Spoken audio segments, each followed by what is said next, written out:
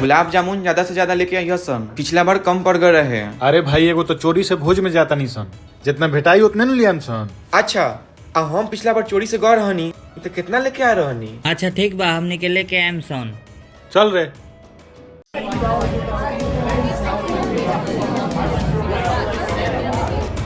भाई व्यवस्था तो बहुत टाइट भइल बा। खाना पीना के भी पूरा व्यवस्था बा भाई, खूब खर्चा भइल बा। हमार ध्यान तो गुलाब जामुने पर बा। हमरो ध्यान गुलाब जामुने पर बा।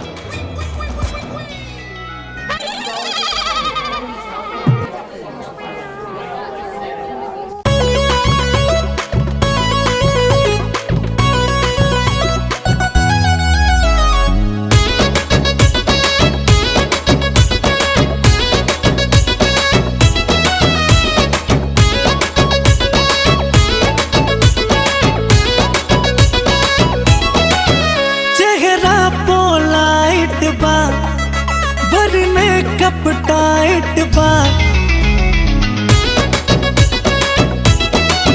तक बाता जर जइबा, बड़ी फेरा में पड़ जइबा, टच कइला पे केहू मरे। तोहर पातर कमरिया कायल करे, दिल घायल करे।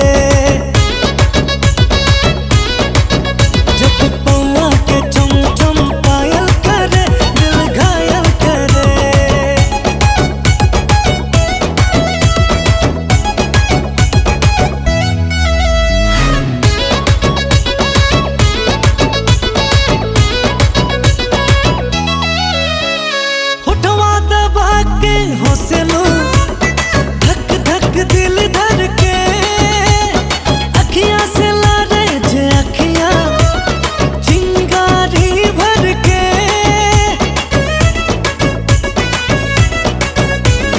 मुँह जाके ऐनक में देखा, हमरा के चांस न मारा।